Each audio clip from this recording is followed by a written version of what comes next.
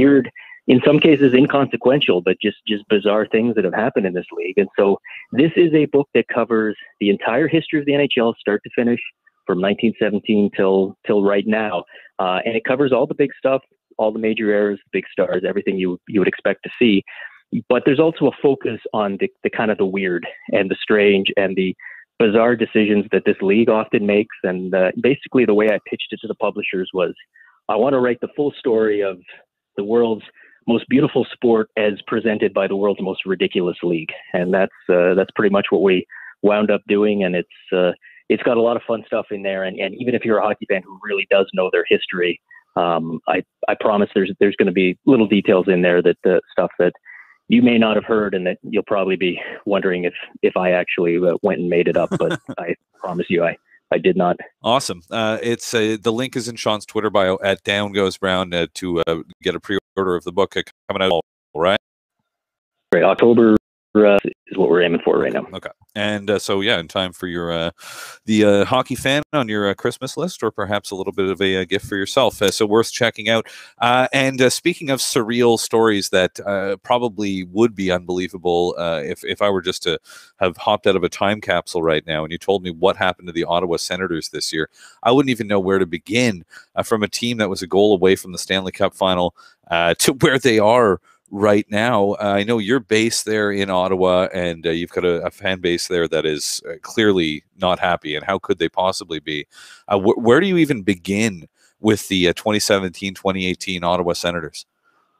No, I mean, that's the question. I'd be hard pressed to think of teams that have had a worse or a more bizarre 12-month period from the moment that Chris Kunitz goal goes in to eliminate the Senators last year. Through to now. And it is a mess. And it's a mess that is, this isn't a mess that can be cleaned up in a few days or with a few roster moves or what have you. They really got their work cut out for them. But as far as where do you begin? I mean, really, as much as there are all these different issues affecting the team right now that are, that are unrelated as far as how they came to be, the big issue is what happened when they had the outdoor game. Eugene Melnick's comments talking about maybe I might move the team. That is what kind of set not these events themselves in motion, but a lot of the frustration and a lot of the reaction from the fans where, that really did feel like a slap in the face to a lot of fans here who have supported this team through good times and bad times and probably, more of the latter. And to be told that, hey, you're not buying enough tickets, we might have to move this team, I think was a moment where a lot of fans kind of threw their hands up and said, you know what, the benefit of the doubt is gone for these guys now. And, I'm taking off the Homer glasses, the rose colored glasses, and I'm not going to just stick with the team no matter what, because they just told me they're not going to stick with me no matter what. Right. And when you see the frustration and the reactions from fans to all the stuff that's come since and the trades and the bad season and the off ice drama, I really feel like that's the genesis of it, where a lot of fans said, you know what, I'm not that they're done with the team, but they're done with a lot of the people involved with the team, and they're not giving them the benefit of the doubt anymore. Did you happen to see the Travis Yost thing about that burner Twitter account? I did see that, yeah. Okay, so for the uninitiated, Travis Yost of TSN and a great follow on Twitter as well, did this sort of investigation of a Twitter user who had something in their bio to the effect of somebody who disagrees with the echo chamber in Ottawa. And basically tweeted things that were very supportive of the Senators organization, the Senators management. Think about the Brian Colangelo story from the NBA, if you're aware of that. And he's decided to come out and say that his wife was running these burner accounts that were saying nice things about him online, which was kind of hilarious on one level, but also kind of weird, but something sort of similar here in Ottawa. Now, I urge you to go to Travis's Tumblr page and read this for yourself. But Sean, I'd be curious to know who, if you had to choose or guess who it is, whose account that is, who would you guess? Yeah, boy, that is a tough one, and I mean it's funny because and I guess I think Travis even posted a follow up where he said that he heard from the person claiming to be behind the account and that no, it was just a fan according to this person who reached out, and in a lot of markets you would see a story like this and you'd say, oh, it's probably just some crazy fan. I'm sure nobody on the team would do something like that, and you'd want to see more evidence before you got too worked up. But this is Ottawa, and like I said, the credibility is kind of out the window, and the benefit of the doubt is gone. And I think a lot of people saw that and went, man, in the middle of all of this, would somebody in this organization actually be doing that? Yeah, maybe they would, or maybe instead we're just throwing off because we actually found the one Ottawa Senators fan left who is still firmly on the bandwagon and still willing to defend just about everything that this team does. Right, like for example, trading Jonathan Dahlen for Alex Burrows. Like even in retrospect, coming back and being like, yes, that was good. I am glad that we did that. Like it seems like the definition of asinine. Can you imagine having to root for a team that made terrible 1-for-1 trades like that? Yes, indeed. And well, that's one of the fun things about getting into the media is sort of like not being a fan so much anymore, but it's a grind talking about the Canadians and trying to find a silver lining in the stuff that they're doing. And maybe there is a plan, but I think that's sort of a frustrating thing. It's the Canadians to me sort of feel like the Leafs from 5 years ago. Yep. I think that's a fair comparison and not a very positive one. And the thing is Montreal, and I kind of tweeted something to this effect last night. They just seem to be an organization and under Marc Bergevin where they put themselves in to having to move certain guys. It feels like they need to have one guy on the roster at all time where they go, we've got to move this guy, and you hear all about it, you hear the rumors, stuff leaks out, and then they end up moving the guy and they don't get what appears to be fair value, unless you figure that they had to move him and they took the best offer they can get. They did it with PK Subban. Now they've done it with Alex Galchenyuk. They seemed like they were going down that road with Max Pacioretty as well. It didn't happen last year, but we'll see if it happens this season. And it's just sort of like, every player has value. Every player should be movable under certain circumstances and not others. And it just feels like when you talk yourself into this guy has to go, and now we just figure what's the best way to get as much as you can. That's how you end up making bad deals. And that certainly does look a lot like the Brian Burke and especially Dave Nonis era Maple Leafs. And I don't want to spoil anything for Canadiens fans, but that era did not work out especially well for the Maple Leafs. Sometimes you got to suffer before you can, have nice things, I guess. Sean, thank you, man, for your time, not just now, but all season long. Really appreciate it. Such a fan of your work, and can't wait to read your new book. Sounds good. You guys have a great summer. We'll talk in the fall. I hope so. That's Sean McIndoe. You can read his work regularly at Sportsnet and Vice Sports, including his latest on an idea to fix the NHL's broken offer sheet system. And as we mentioned, his new book, The Down Goes Brown History of the NHL, available for pre-order right now. Just click the link in his Twitter bio to go check it out. Coming up next, let's get into the Canadiens. The trade yesterday and the offseason ahead should be a busy one for the Habs. Marc Dumont from The Athletic, Montreal, covering the Habs and the Laval Rockets, joining us next. This is Hockey Primetime on Sirius XM, NHL Network Radio, and I believe streaming, not just on Hockey Primetime, but on Periscope, Facebook Live, and YouTube Live, and all over the World Wide Web. We'll be back right after this.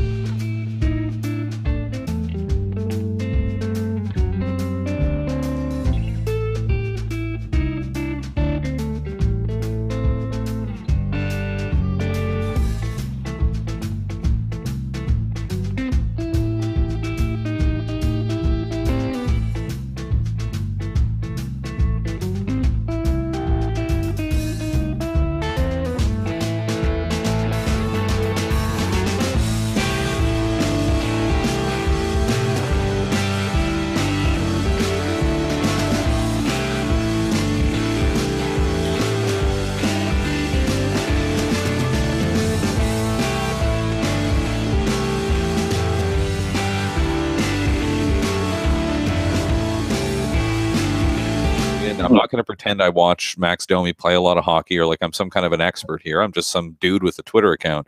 But I just think Alex Galchenyuk's a better hockey player than Max Domi. And I think he can, his ceiling now, and it's tough to talk about a ceiling, and a guy who's been in the league for 6 years and is 24 years old. But I will say I still think that Galchenyuk at his best, and we've seen it, is much better than Max Domi could be at his best. You know what I mean? Yeah, well, I mean, I think we can put into context that Galchenyuk's season a couple of years ago when he was 22 years old, he had essentially as many goals in that season as Domi has in his entire career, right? So there's that aspect to it. And especially on a roster that lacks goal scorers. Right. I mean, you have Max Pacioretty, who very well could be on the move soon. Who's going to score goals for the Montreal Canadiens? I think that's my main issue here. Is that I think Domi has some potential as well. It's so hard to judge guys that played for the Coyotes, just like it was hard to judge Galchenyuk for the Canadiens last year. I mean, those are two really bad teams. But I just don't think that he'll solve the goal scoring issue, despite he's better at doing slot passes. So, like a nice east-west pass in a high-danger area, Max Domi is quite good at doing that. And the Canadiens have lacked that since Alex Radulov left. But in the long run, to me, I question where your power play goal is going to come from and where are your even strength goals going to come from. And for a team that struggles to score goals, getting rid of one of your few goals, that's confusing, isn't it? To me, it tells me there's another plan here, whether it involves a certain John Tavares or, maybe getting a John Carlson on board, who knows? But in a vacuum, this trade is, I guess the way I put it, is confusing. It's not bad value, though. It is confusing for what the team needs right now. And I'll also say this, like, and again, this is the thing too, is that it's so often it turns into this really sort of black and white thing. Max Domi, perfectly fine hockey player. Maybe he's a nice guy. I have no idea. I don't know him. I don't want to tear down Max Domi. I think it is. It's just, it's the way it's the fact that, and the fear that Galchenyuk will thrive somewhere else, especially if he thrives up the middle. It's because Galchenyuk is he is the Marc Bergevin player, right? He was the first player he drafted when he got the job. This was and he was supposed to be the #1 center of the future for this team. Yeah. And seemed to do well when given the opportunity. His best season as a center. And the fact, but we can't deny that. That's the thing to me. It's the sort of the steadfast refusal to use him as a center when you have arguably the worst center depth of any team in the NHL, and the fact that the failure to ever coherently explain why. That's I think the thing that sort of kills me about Alex Galchenyuk. Yeah, well, it feels like they had made up their decision a long time ago, right? I mean, when you have Philippe Danault was injured at one point and Drouin was out, you were missing Andrew Shaw. Well, then who was it that ended up playing down the middle? I think it was Paul Byron, right? So to me, that they put a cross on him being a center a long time ago. And, his coaches do agree. But I think the obsession here, Connor, is that we keep trying to push guys into these perfect molds. They have to be 200-foot players. Well, there's about 4 of those in the NHL, and Patrice Bergeron was obviously the perfect example. But the idea of trying to force a square peg into a round hole is an issue with general managers. Some guys, like Alex Galchenyuk, are bad defensively. We can't deny that. But he scores goals. So you have to evaluate it. Are his defensive deficiencies really outweighing his positives in terms of goal scoring? And they aren't. That's not the case. So I worry a little bit that the Canadiens were short-sighted with the development of Alex Galchenyuk. They never gave him much consistent usage, if we're being really honest. Last year, he had a streak of about 8 games alongside the same teammates, and that's it. The year before that, I think it was 6 games. The year before that, it was about 12 games. So this is a guy that, if we're being perfectly honest, was mismanaged, misdeveloped, and perhaps the expectations were a little high, Connor. Maybe us expecting him to score 70 points a year was unrealistic. And if you start to set your expectations too high, just like you can go back to Feller, if you expect him to score 30 goals a year, you're going to be disappointed. But if you look maybe more realistically, well, then you'll see he's a pretty good hockey player. Are you talking about the Canadiens' expectations? The team's expectations or the fans? Both, yeah, and fans as well. But I think the team falls into that, right? They set benchmark. And I think they were hoping Galchenyuk, they could turn him into a Kopitar type player. But that was never the case. You know what I mean? They forced it, and they got essentially what I consider not a poor return, because Domi's a good player, but they didn't maximize his value, right? And that's something they didn't do with Subban, they didn't do with Sergachev, and they keep repeating that mistake. They just don't maximize the value of their players. If anything, they really decrease the value of Galchenyuk by saying, no, you can't play center. They didn't squash any of the rumors when the radio host. Yeah, they didn't defend Alex Galchenyuk when it got leaked that he potentially went to rehab. And to me, that was just a huge red flag. Why aren't you defending one of your best players? So I think the Canadiens had made up their mind a long time ago, and I know they have been shopping him for 2 years, Connor. So the writing was on the wall for this to happen. I think if you're a Canadian fan, you can take solace that they got one good asset back instead of the sum of the parts. But again, I'm wondering who's going to score goals on this roster. What does Marc Bergevin have up his sleeve here? Because so far it's been rather underwhelming, hasn't it? I mean, we're in year 7 of a 5-year plan, as Michael Farber pointed out on Twitter earlier today.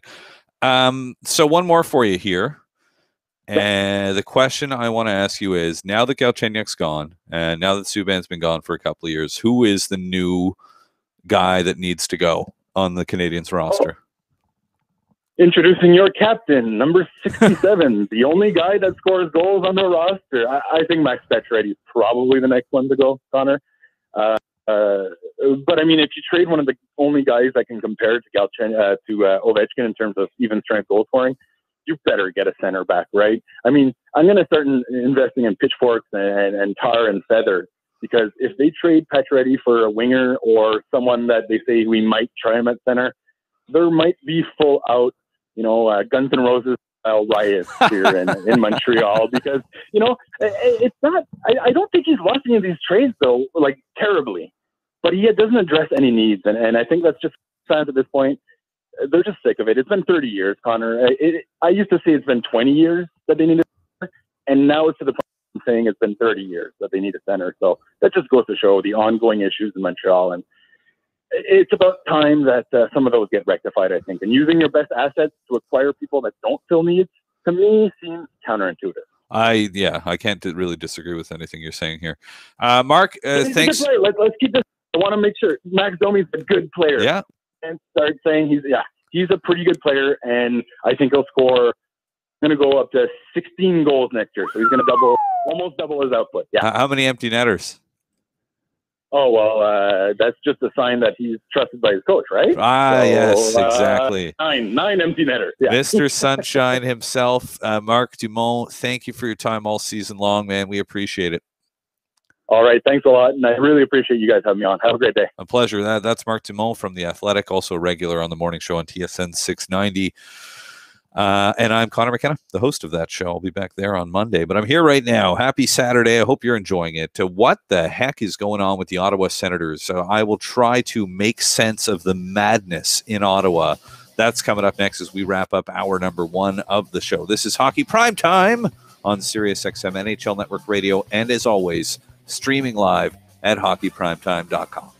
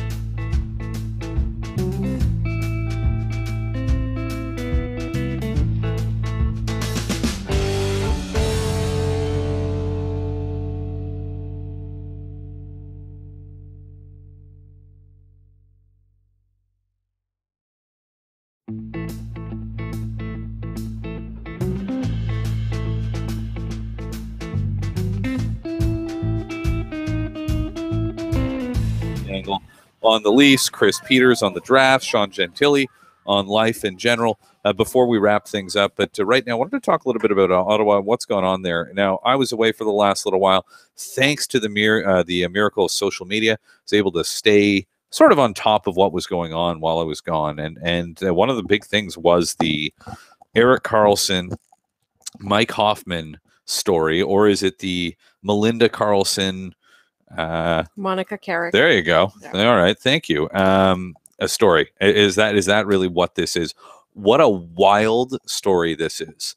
And you think of it, I mean, what it must have taken to get to the point that it's at. Now, Mike Hoffman, to his credit, or I don't know if it's to his credit, but he's denied it, and his fiance Monica Carrick has denied it. I'd say they have nothing to do with it. Hard to imagine. I mean, how does this happen? Think of this, Laura. In the space of 11 and a half months, we went from maybe the goal of the playoffs last year. Remember that home run pass from Erik Karlsson hitting Mike Hoffman in stride, tape to tape, and Hoffman scoring that breakaway goal, to this. And just shows you what can happen in a locker room. And the fact that, I mean, clearly these guys didn't get along, but that doesn't necessarily always matter, or it matters the most. But now, and maybe you can, Laura Sabb is the producer of the show. She's with me right now here. It just sort of explain to me, let's just say I don't understand what this is. What is being alleged? What is it exactly? It's a pattern of cyberbullying and harassment. So the allegations that Melinda Karlsson brought say that Monica Carrick is guilty of comments and things like that. There have been people harassing the Karlssons online. Like, there's actually, like, you know, the fans have evidence of that. Like, even the accounts have been deleted. At the time that Erik and Melinda Karlsson suffered a tragedy, there was somebody trolling them on their social media. Like, there is proof of that. Like, somebody has been harassing them. What we don't know is who is behind the harassment. And this is, I mean, it's extremely serious. I mean, people, like, we're talking harassment. We're not talking about like two women not getting along, which is how it's being portrayed sometimes. Like being bullied, whether it's online or real life, is a serious issue, especially since, you know, Erik and Melinda Karlsson campaign against bullying. Like, that's one of their the causes that they support. Right. And so what Melinda's alleging is that this is Mike Hoffman's fiance that is behind this harassment. And that, like, I cannot even imagine like what it must take to do that. And so one thing that has not been addressed in a lot of the stories is that on Twitter, other senators and other hockey wives and girlfriends have been saying that this is true, or have been expressing support for Melinda Karlsson. Right. But as of now, what we know is that she has brought this allegation, and that the Hoffman and his fiance have hired lawyers to wrap this up. But I cannot imagine them being on the same team ever again. And I mean, what does this mean for Mike Hoffman? How could any team have this guy if this turns out to be true, right? And he remains with her? First of all, I mean, she has sort of in a way, it's a criminal, yeah. Oh yeah, and really just tarnished everything. I mean, him as a human being and as a hockey player. And how could you trade? How could you add Mike Hoffman to your team? 1 minute. If you're an NHL team. How can you keep Mike Hoffman if you're the Senators? It's such a rock and a hard place situation. And what if they trade Karlsson? They can't keep Mike Hoffman, right? Exactly. That can't happen. Exactly. I don't envy Pierre Dorion or his burner Twitter account, or maybe it's Eugene Melnick. I think it's Melnick's account. All right. So anyway, just crazy times. I'm sorry, Sens fans. I feel for you guys, man. You got a great fan base there, and 30 deserve a lot better than they've gotten in the last calendar year or so. Coming up next, let's talk Leafs, Stanley Cup celebrations, and more. Steve Dangle of Sportsnet and the Steve Dangle podcast joins us next.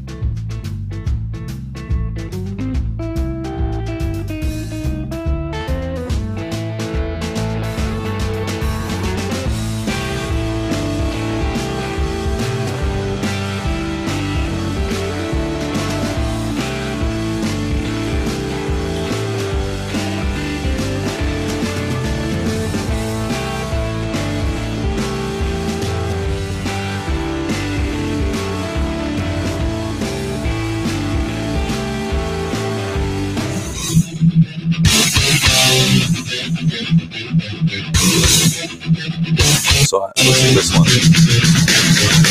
Gardner, Sidney Lander, far side, top of the circle. Yeah, this is the one I was at, I'm pretty sure. To Matthews, But he it was- scored! Austin Matthews, wide open and snaps it into an This is empty close to net. the Arctic. And the Maple Leafs are red hot on the power play. Yeah. Marner with speed down the right side, plays into the corner now for Plekanec, who has ridden off the disc. It comes around to the other side. Hainsey keeps it in, tried to get it in front of the net, back and scores! Mitchell Marner! And the Maple Leafs are not going to have a goalie interference on this one. 2-1 Toronto! Happy times for the Toronto Maple Leafs, who have a fascinating offseason ahead. Some big decisions to make, maybe a bit of a changing of the guard. And, well, as always, it's going to be fun to keep an eye on how it goes, especially with Kyle Dubas now officially at the helm. And Lou Lamoriello taking his Mattingly, I thought I told you to shave those sideburns ways down to Long Island. So, yeah, we'll see what happens here. I am excited about this. Our next guest joins us to talk about the Leafs and to go around the National Hockey League in general. He's the host of the Steve Dangle podcast. You can also check him out on Sportsnet, his work at sportsnet.ca. Great follow on Twitter. His name is Steve Dangle. Steve, welcome back to the show. How you doing? Hey, I'm good. You know, just hanging out here in the City of Champions. You know. Yes.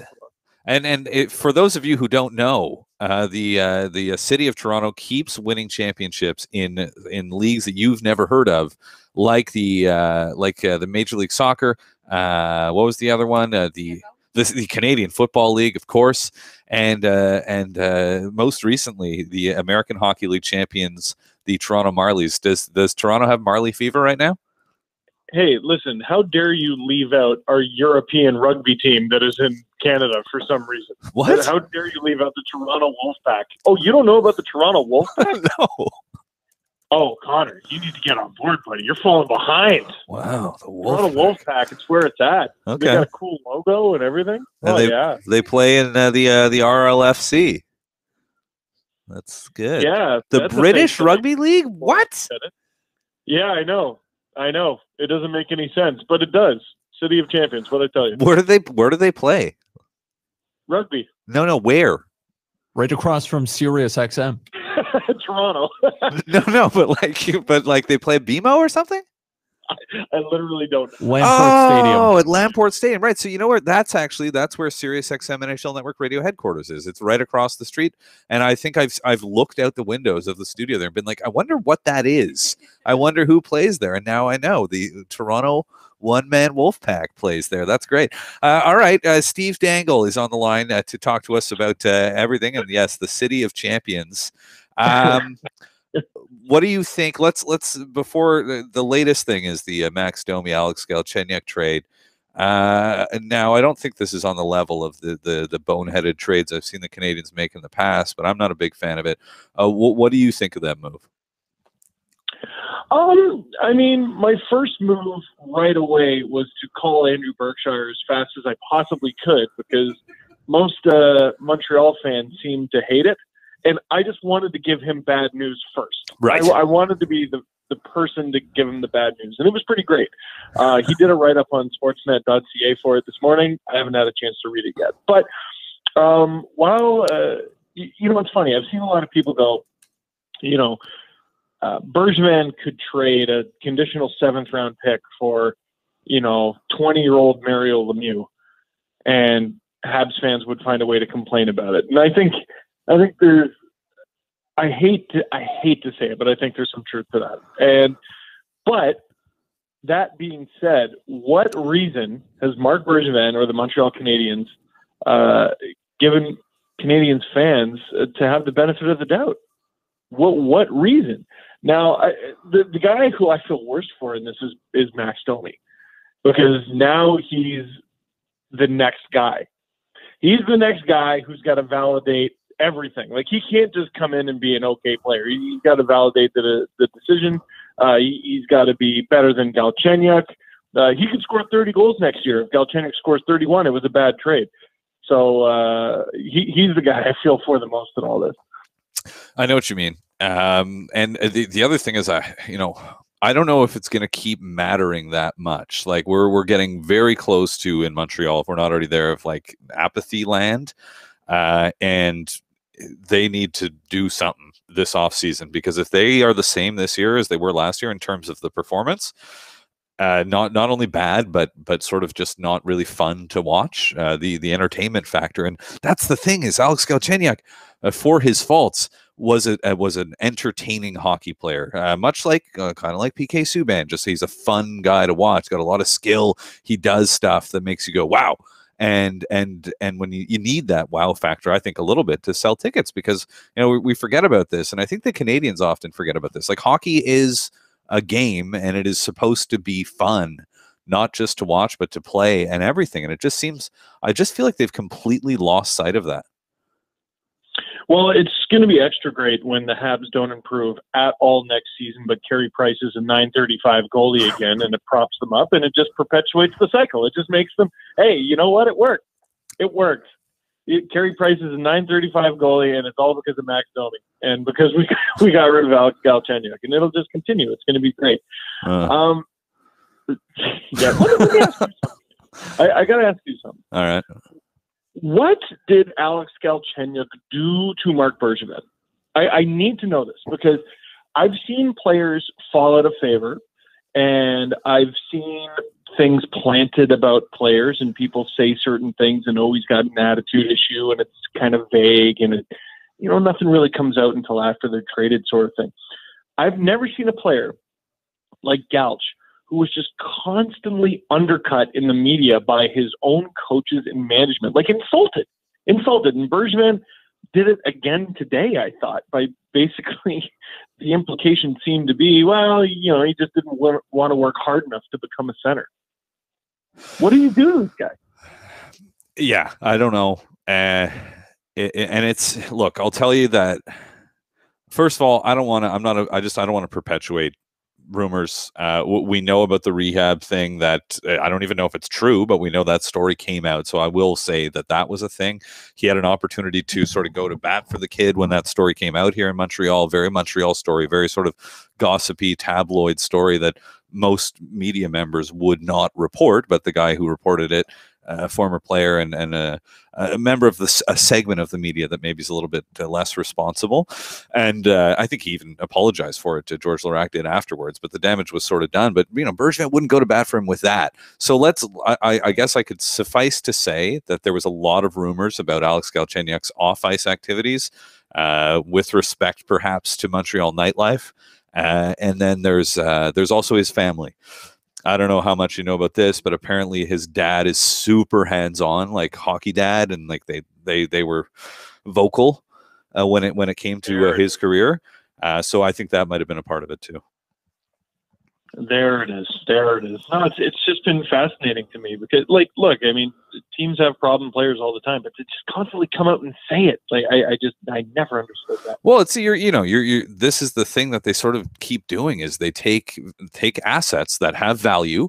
If you think about Galchenyuk's path from 3rd overall draft pick to a guy who scored 30 goals in a season at age 22, who had a stretch of his career, I think roughly a 50-game stretch of his career over 2 seasons, in which he was a point-a-game player, and then he goes knee to knee with Anze Kopitar, misses a significant period of time, and just they never used him as a center again. He never got back to what he was, and the team, as you point out, Steve, continued to sort of publicly devalue their asset, not deny that he was on the trade block, and then finally put him in the old torpedo chute and hit fire. It's just it's this cycle that just seems to repeat here again and again.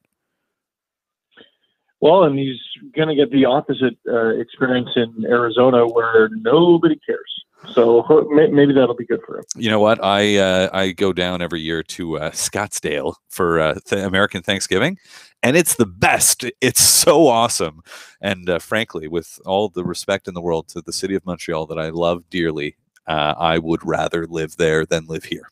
But that's neither here nor there. Let's move on. How about Alex Ovechkin's Stanley Cup celebrations, the party that will never end? Have you been enjoying this as much as me? No, I think hockey needs less fun, and we need to criticize players whenever they have it. especially Alex Ovechkin. I don't know what the big deal is, Connor. He beat an expansion team. Did you read that one? Oh my God, yeah, that was Damian Cox, right? Oh no, it wasn't. Who was it? No, Keith Olbermann. That was Keith Olbermann. Right. He was getting them all confused. There was like a Mount Rushmore of hot Ovechkin winning the cup takes, and it's so good. I'm so glad they happened. I think when Ovechkin won the cup, we said, now all the hot takes can stop. Wrong. They just need to evolve and get better, and they did, and it was so good. Good for Ovi. I mean, I hope he hasn't been sober yet. I mean, everyone's been ripping on him since he's come into the league, and the whole Sid Ovi thing. He's always had to play second fiddle, and he won the Calder, so he hasn't really been up in the race since like 2006 or something like that. And this has been a long time coming. No one gave him a shot. No one gave the Caps a shot. And they finally got it. I'd be drinking beers for my jersey too. Yeah, it's I've loved it, and it has been fun to see the sort of the hot takeists and then the fact that they have continued to sort of evolve in their takes rather than just maybe sort of realizing that maybe they were wrong. Like I just Googled Alex Ovechkin. What did I Google? Alex Ovechkin bad takes, and I got this one from 2014. Can Alex Ovechkin be fixed? From the Hockey News and talking about what a one-dimensional player, the one-dimensional player. Yes, the one dimension. He scores 50 goals every single season. Sometimes he scores 60 goals. Anyway, so yeah, here we are, and it still bothered me, and this is the thing that people still think. Like, I understand that Alex Ovechkin evolved. Speaking of evolving as a hockey player. But he didn't change that much. Like that narrative of like, oh, Alex Ovechkin finally decided not to be a me-first guy. That's why the Capitals won the Stanley Cup. Like so many people think that still. No, he had huge regression this year. You mentioned him being a 50-goal scorer. He only had 49, I think, this year. So, boy, time is undefeated, right? But no, I think they got an incredible and an incredible playoff out of Evgeny Kuznetsov. That certainly helped. Braden Holtby remembered that he was Braden Holtby, so that certainly helped. Their defense was Sans Carl Altner, and the guys that they brought in elevated their game. Niskanen continued to elevate his game. John Carlson continued to elevate his game. Like the Caps core was not dismantled last year. People talk about how they lost Kevin Shattenkirk. No, they lost Kevin Shattenkirk in the same way that the Leafs are losing Thomas Buchanan. They were additions. They were late additions to the team. So the guys they already have were good. And I think the X factor for them, the thing that pushed them over the top, because any team that's in the Stanley Cup final probably has a good goalie, probably has their stars playing well, and I think Vegas had that, is their depth players were exceptional. I thought Brett Connolly had an excellent final. DSP scored in 3 straight games in the Stanley Cup final. Come on.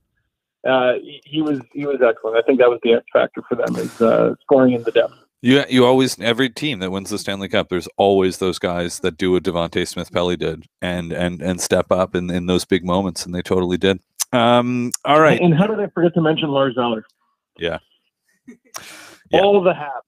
Sorry, I'm just yeah, he's a good hockey player, right? This is what happens when you take a guy who's on kind of a bad team and he's fine, and then you put him on a good team where he fits, and they missed, that's what they missed. It's you mentioned Kuznetsov's the first thing you mentioned, but the one thing that they didn't have on those great Capitals like President's Trophy teams was they were not that good up the middle. It was kind of Backstrom and then like meh. Right? Who was it? The Brooks who else? Mike Ribeiro. Troy Broward wasn't a center, but there's you know what I mean? Like this is the thing. Can't even name them. Right. But when you're going Backstrom, Kuznetsov, Eller, it was a Beagle. Like that's a good unit. That's a really nice group up the middle. Like that's what was different this time. It's pretty decent, but you got to remember, Lars Eller, he got his cup. but he's still one shy of Andrew Shaw, isn't he? Yes, as I was reminded in a bizarre episode that I experienced earlier when I wrote a tweet critical. I wrote a tweet saying I believe that Lars Eller was better than Andrew Shaw. A fan tagged Andrew Shaw in the tweet, I guess, presumably to, I don't know, get me in trouble or something like that. And Shaw then chirped me, which was hilarious. You didn't see this? He chirped me with a video of the Patrick Roy. I can't hear what Jeremy Roenick is saying because I got my Stanley Cup rings clogging my ears. I mean, that was pretty. It was a great chirp. It was a great chirp. I mean, that's an excellent chirp. Yeah, it was excellent chirp. But I can't stand the "please notice me, Daddy." The tagging of people to show them a chirp sort of thing. Greg Wyshynski was talking about that the other day. It's a plague in Pittsburgh. I was surprised to see it happen, but Shaw could have taken that like to a nasty place, and I thought that was funny, man. But the second I saw that, I'm like, oh, Connor's about to have a real bad day. It wasn't. I mean, it wasn't really that. I first of all, I was kind of annoyed that the guy did that. But here's the thing. I'll tell you the thing that annoyed me was that it validated what the guy did. That was the thing. It was like this massive loser who did this thing is now having the greatest day of his life. That was the only thing about it that actually bothered me. I didn't care at all about the Andrew Shaw aspect. Well, look at it this way. You know how Alex Ovechkin has been partying for 4 straight days because he finally won the Stanley Cup? This was that guy's Stanley Cup. Yes, that's kind of that. Yeah. So you can feel better. Yeah. I mean, listen, and anybody who has like followers on Twitter knows this, right? It's just like there are just people out there, and they are miserable, and they are going to say crazy stuff, no matter what. And you can't let it ruin your life. Mine is always very nice. Yeah. Well, you're nicer. Yeah, no conflict ever. You're a nicer guy than me. Steve, it's been so fun chatting with you, man. I appreciate it, and I hope we can do it again soon. Thanks for your time all season long and today. I love you deeply. I love you too. That's Steve Dangle, host of the Steve Dangle podcast, along with Adam Wild. Wait, did I screw that up? I'm going to screw that up. He's with Sportsnet. You can follow him on Twitter, Steve Dangle. I get confused about the podcast and the YouTube stuff. Anyway, coming up next,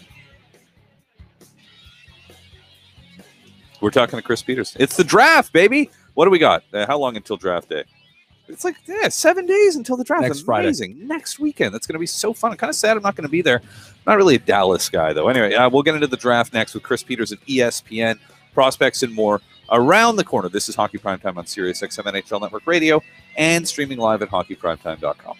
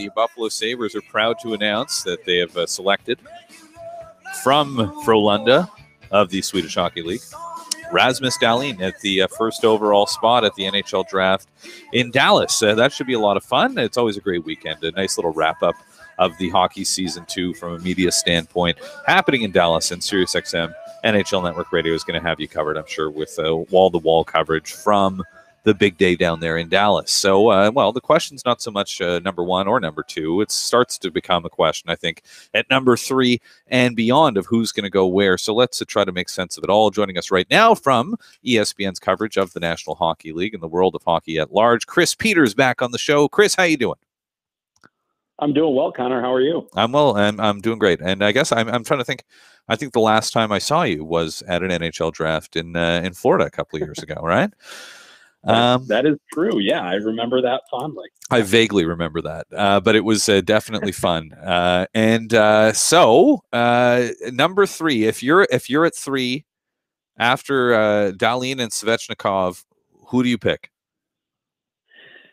Oh boy, what a question!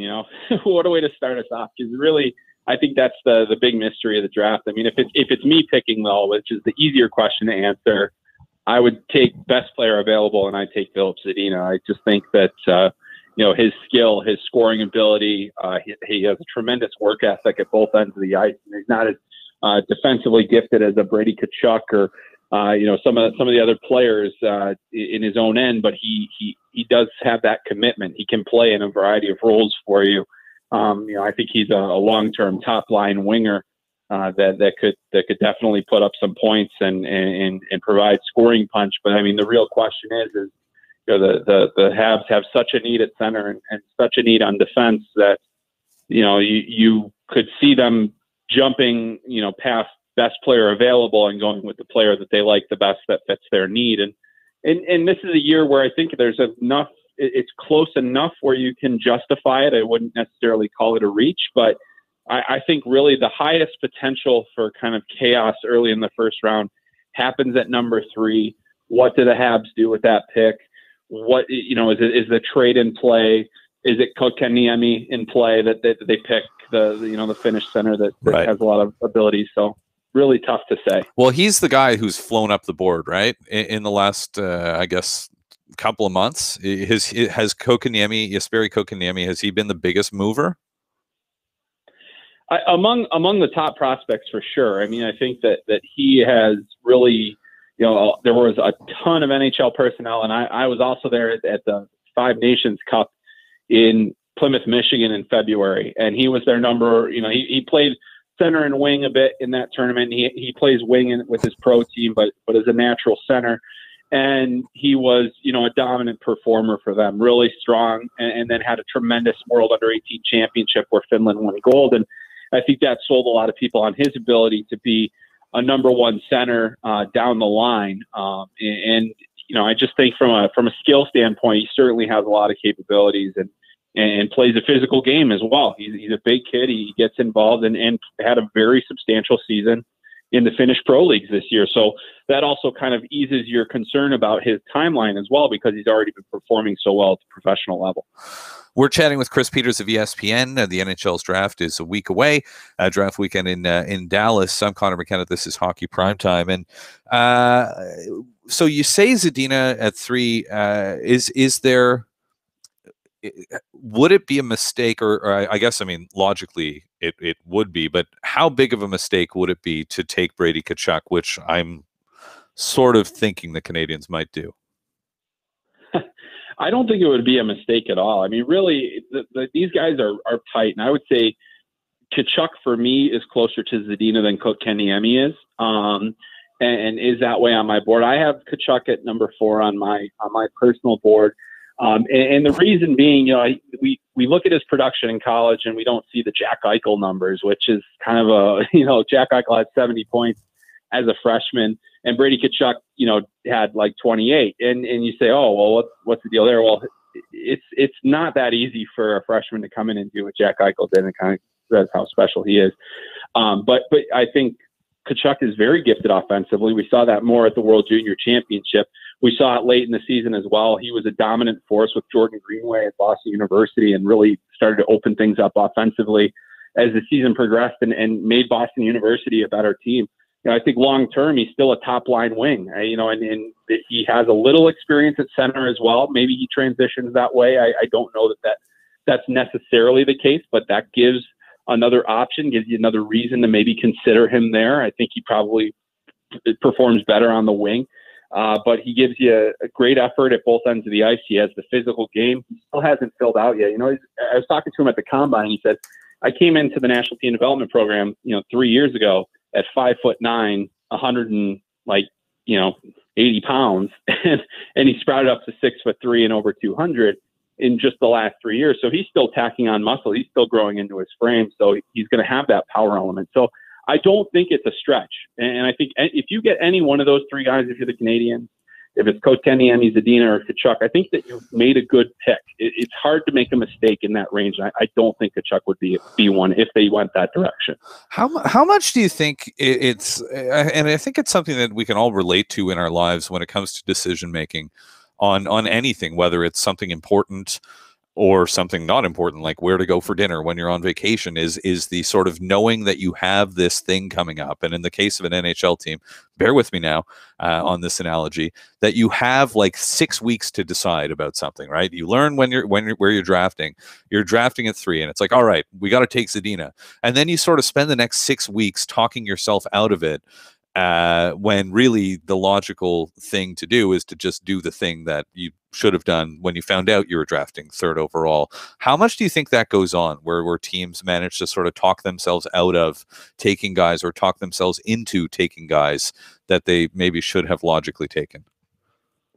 Well, I think most teams going into the combine are going to have their lists set, and there will be only marginal decisions made, kind of based on interviews, based on physical testing, based on what they learned from medical testing, things like that. And so they're going to basically know what they're doing. So I think that they talk about it so much that they don't necessarily talk themselves out of it. There have certainly been instances of prospects that, have been at the top of the boards for a long time getting nitpicked to death. That has happened for sure. But I think usually a team by that lottery has a pretty good idea of where things are going to go. Now, this year is a little bit different just because I think there's so much unpredictability. And also, basically, after Rasmus Dahlin, it becomes a real crapshoot in terms of who's going to get what. And so if you're a team that's picking after 3, you're just kind of hoping that you have the order set correctly in your head of what you think everybody else is going to do. And you hope that the guy that you like the best is there where you think you can get him. And so I don't necessarily think they talk themselves out of it, but there is those long discussions. And then maybe I don't think there's really been many instances where a last minute decision comes in and says, you know what, let's go in a completely opposite direction of the way that we've been talking about it the whole time. So I don't know that it's a long-winded way of saying that I don't think that happens too often, but I'm sure that scouting staffs have many discussions that go a lot of different directions between the draft lottery and draft day. Check out ESPN's NHL draft coverage, ESPN.com/NHL. We're talking to Chris Peters, who's a big part of that, and their coverage of the National Hockey League, along with Greg Wyshynski, Emily Kaplan, terrific team that you guys have put together there. And it wasn't that long ago that we were talking about actual NHL hockey games being played in the 2017-18 season, and the Golden Knights finally did sort of turn into a pumpkin there at midnight, and the Washington Capitals were magnificent and won the Stanley Cup. The celebrations since then have been amazing. What is your number one Washington Capitals Stanley Cup celebration in the entire time since they won the Cup to today? What was your favorite thing? My favorite thing is kind of low key. Jacob Vrana, hype man on Instagram. I followed his Instagram stories basically in the 72 hours following the Cup win, and I laughed at pretty much every single one of them. The tattoo that he got, the fact that he's holding up his short shirt sleeve to show a wrist tattoo. He was just, it was wild. And it kind of was just like the epitome of youth and success, and just being, he's such a young guy, but he was having the time of his life. And that, to me, I mean, obviously Ovechkin and the relief and everything that he did and everything that he said in the aftermath was fantastic. But just Vrana's Instagram was can't miss video viewing for about 72 hours there. And the fact that the Capitals have been so jubilant in their celebrations, and I mean, everybody's excited to win the Stanley Cup, and I know they party, but it seems, at least to me, like the Capitals maybe a little bit more so than your average NHL team. Do you think that's just sort of because of who their captain is and how their captain is? Yeah, I think that they were all as excited for Ovechkin and Backstrom as those two guys were for themselves, and the relief that was felt.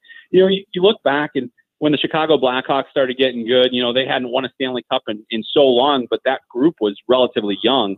Had only been with the team for a few years, and then they win that in 2010, and it wasn't the same kind of story arc or narrative arc as what we saw with the Capitals, with kind of the years of suffering, and the fact that there were enough guys that had been there long enough, that had been through the hard times, to have kind of experienced that. So I think it was just a huge relief. And I think everybody really on that team didn't want to just get it for themselves. They wanted to get it for Ovechkin. They wanted to get it for Backstrom. They wanted to get it for Barry Trotz. And so that's where I think, it's just this huge buildup, and it's like a release of pressure at the end of the road there when they finally do it. And a lot of times you hear about how it's just a relief to get it over with. I think for these guys, it was far more than that. And the passion that they displayed in victory, and the fact that they shared it with their community so vibrantly and so willingly with just regular fans, I thought that was super cool as well. Chris, pleasure to chat with you, sir, as always. I really appreciate it. Thanks for coming on with us all season long, and looking forward to your draft coverage. All right. Thanks a lot, Connor. Thanks for having me. That's Chris Peters of ESPN. I'm Conor McKenna. This is Hockey Primetime. How you doing? Coming up next, Sean Gentile, our last guest of the season. We will try to go out in style with our friend Sean from Pittsburgh in the Pittsburgh Post-Gazette. You can read his stuff and follow him online. So he'll be on with us next, our last guest of the year, Sean Gentile, coming up next year on Hockey Primetime on SiriusXM, NHL Network Radio, and streaming live at hockeyprimetime.com.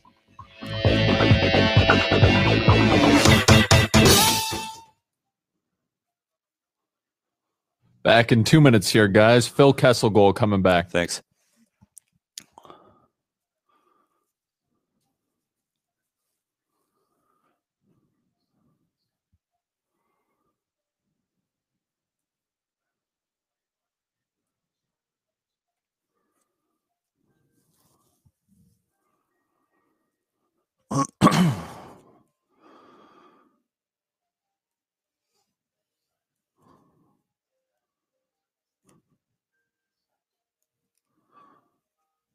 When are the NHL awards?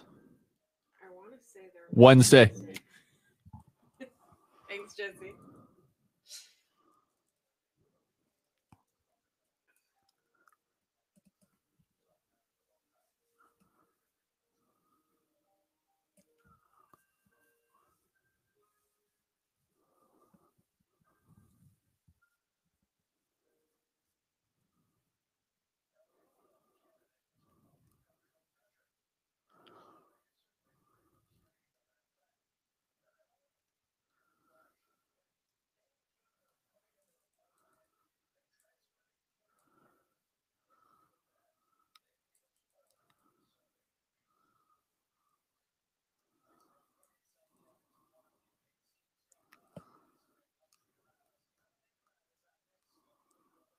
I started watching that, actually. Really? Yeah, I'm in season 1, like maybe episode 8 or something.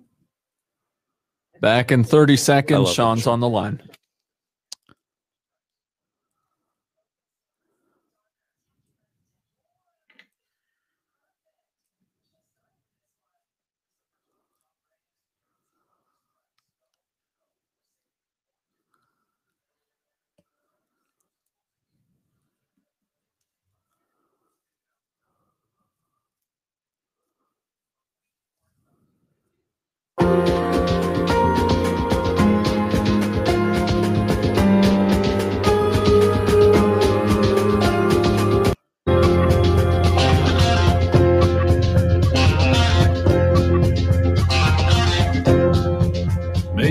listen more than you think, and I can tell that somebody sold you.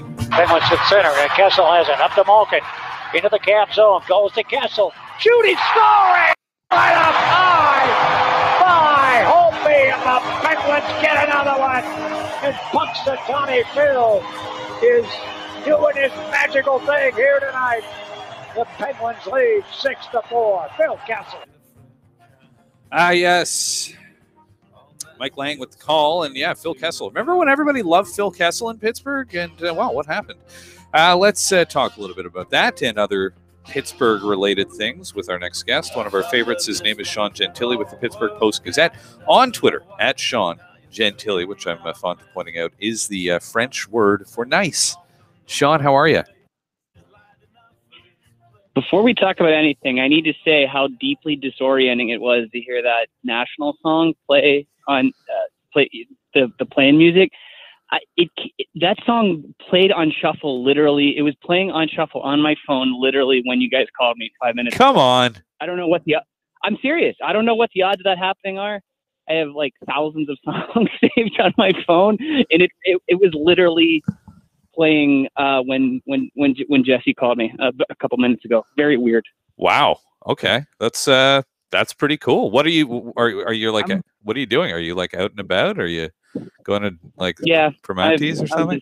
Just walking around. Got some Indian food for lunch. Ooh, very nice. Going to Kendrick Lamar later today. Oh, wow. You do so much fun stuff. How amazing is your life? Indian food, the National on Shuffle, and Kendrick Lamar concert. That's it. You're living your best life right now. Big day, buddy. That's good. All right. Well, that's something to look forward to. Always nice to have that. What do you make of this Phil Kessel trade talk? Would it be a good idea to trade Phil Kessel? Probably not. I think at the end of the day that Jim Rutherford's goal and what he's done, and it sounds basic, but you're just trying to maximize on the Crosby Malkin window, and every move that they've made over the last however many years has been done with that in mind. And if you kind of view that as the signpost for the organization, if everything they do needs to move them closer to winning championships in the next couple years while those guys are still in their prime, it's tough to come up with a deal that makes them better. That involves moving Phil Kessel out. I'm sure there's something. I'm sure there's an offer out there that would potentially make sense, but they'd probably get worse. And I think that ultimately is going to be why he stays put. Huh. All right. And other than that, there's lots of storylines to keep an eye on for the Penguins. And at the same time, you remember that they got knocked off by the eventual Stanley Cup champions after the grind of winning it 2 years in a row. Is it crazy to suggest that really they have a championship caliber team? Hope that Matt Murray stays healthy over the course of more of the season, I guess, than he did, and they can win the Stanley Cup again next year, can't they? Yeah, if Matt Murray is a .925 goaltender or whatever, they're a championship caliber team. That's just kind of what it comes down to. I mean, that's still, and I'm not knocking Matt Murray because he's accomplished more in a year and a half than 95% of goaltenders do in their entire career. But whether his injuries, inconsistency, whatever it was, he was off. He was off this season, and he was off in the playoffs. I certainly think he's, the odds are really good that he rebounds from that. I'm not expecting Matt Murray to be a 900 save percentage goalie for the rest of his career, but that's a variable. Like he was weirdly overlooked, I think, in terms of reasons that they won those two cups, and just like by that same token, I think he skated under the radar in terms of, people pinning blame on whoever for the way that they lost. He wasn't good. And if he gets better, they'll be better. It's pretty simple. And he was so good the last 2 years. Like he was such a crucial component for them winning it all. Like it's amazing how quickly people forget about these things, isn't it? It's unreal. Like I really feel like I'm going to repeat myself, but I feel like he didn't get enough credit for the two cups, and luckily for him, I guess he sort of escaped maybe some of the blame this year. But at the end of the day, that dude, that dude is probably the single biggest reason for the certainly the second cup. And ultimately he covered up so many issues for them. Like that's Ron Hainsey was one of his top pairing defensemen. I mean that says it all. And I think I'll give Matt Murray credit for days, but he needs to be better. It's really as simple as that. I remember. I mean, he was and Kessel was like a Conn Smythe contender when they won the Stanley Cup a couple of years ago. Well, just a contender, but nonetheless. Yeah. Rob Volman on. He was like he might have been their best forward this year. Like I know that I know that defensively he doesn't give you much, and he may be ran out of gas a little bit toward the end. But I mean, for God's sake, the guy he's a 90-point player. I mean, it's a weird discussion to have, but we're having it. Yeah, it's true. And Phil Kessel's had a great career. He's got 330 career goals. He's got 741 career points in this year. I mean, those are great numbers, and he'll likely be a 1,000-point player by the time he's done. And he had his greatest season last year. He scored 34 goals. He had 92 points, and it's like, this is the thing about trading guys like this. It's just like, well, you're going to trade away a guy who scored 34 goals and had 92 points. How are you going to replace those 34 goals? Like, well, where are those going to come from? That's ultimately what it boils. Like, it's tough to envision a scenario where they move out Phil Kessel and get better. I mean, that's a basic way to look at it, but I think it's true. And ultimately I think that's the calculus that they're going to do. And the thing that's going to, win out. Like, if they trade Phil Kessel, they're going to get worse, almost certainly. With Sean Gentile of the Pittsburgh Post-Gazette, what do the Penguins need to do this offseason? I think they could cut salary in a couple ways, and then maybe reallocate it. Like, try to find, they need another legitimate third pairing defenseman. The Matt Hunwick signing, backfired on them to an extent, but they can potentially move him out. You look at a guy like Connor Sherry, who makes $3 million. You look at a guy like Carl Hagelin, who makes $4 and change. I mean, they have movable players if they want to have that shake up, if they want to free up some space to maybe, add someone by trade or go after someone in free agency. I think there's moves that they can make. It doesn't need to be anything huge. It certainly doesn't need to be trading Phil Kessel. Right. Okay, and then moving on to other stuff. How about this Ottawa Senators story? No, not the Randy Lee story. No, not the fact that the team went from being a goal away from the Stanley Cup final to being literally one of the worst teams in the NHL this year. But this crazy cyberbullying, Erik Karlsson, Mike Hoffman, and really, I mean, I don't know why we're saying that. It's Melinda Karlsson and Monica Carrick. Thank you, Laura Saba. What happens here? Like, do you, if you had to guess how this is all going to play out from a hockey perspective only, what's going to happen to, what do you think happens to these players and the Senators? Doesn't it seem like the most likely end game for the Senators is they end up with neither of them? Doesn't it feel like that's what's going to happen? Like Karlsson rightfully wants to get the hell out of there. And it seems like they would rather move Hoffman. It seems like they're both going to be gone, doesn't it? What a disaster! What a disaster of a franchise. It's like this situation is like the Funhouse, like weirdo mirror version of the Brian Colangelo Sixers Twitter burner account thing. Like that was funny. That was weird, like in the right way. And then a week later, like you have the NHL version, which is like just tragic and ugly and strange. Yeah, I can't. That's a thing.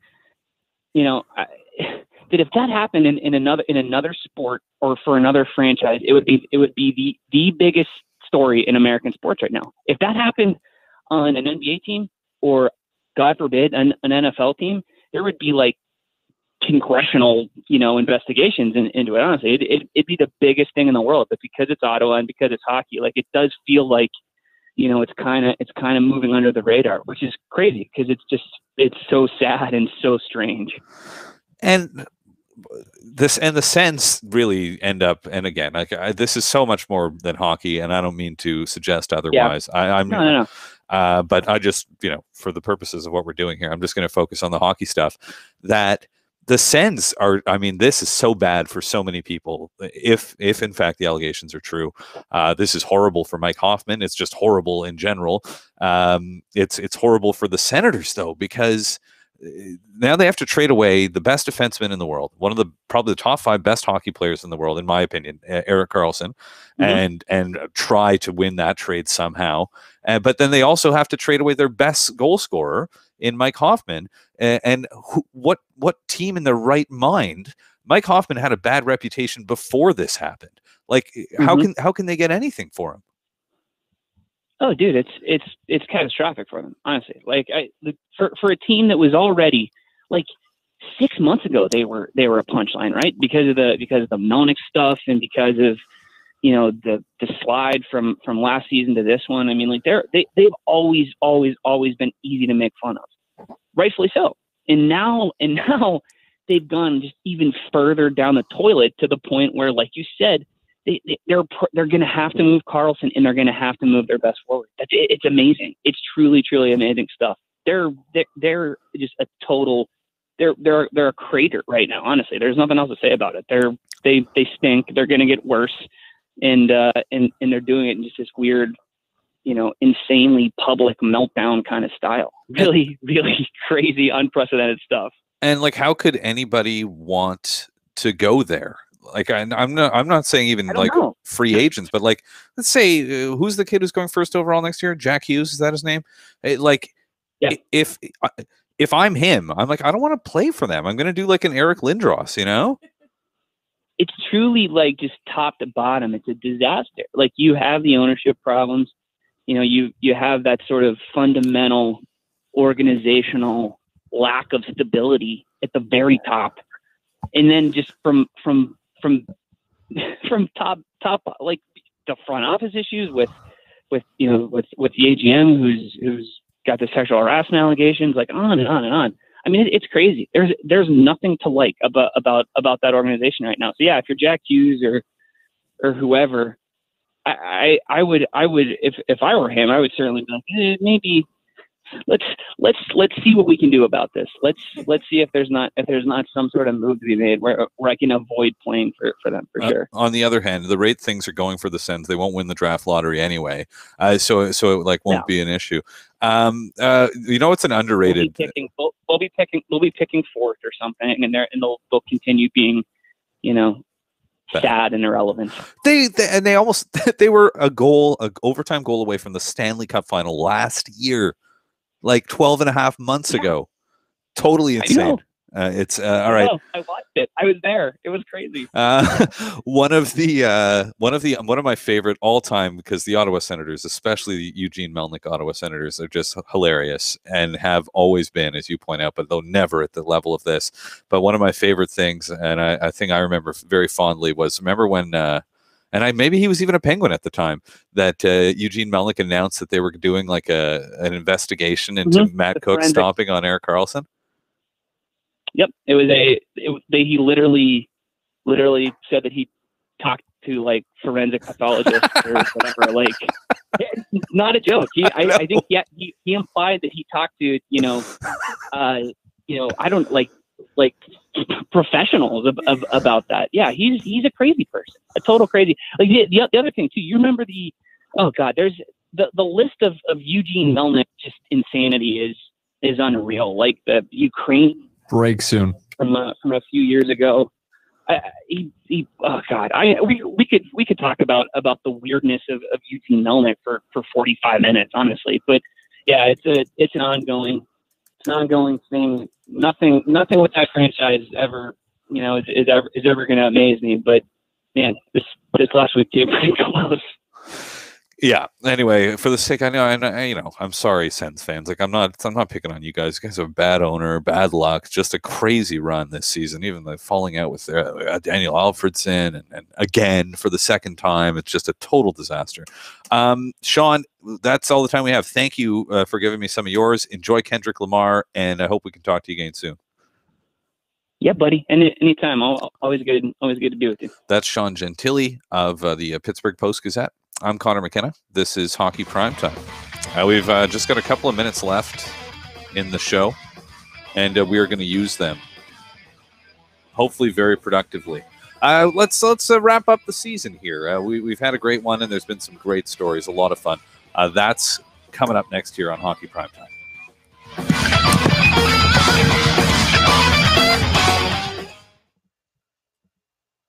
Under 3 minutes for the final segment. Anything you guys want clip-wise? Sorry?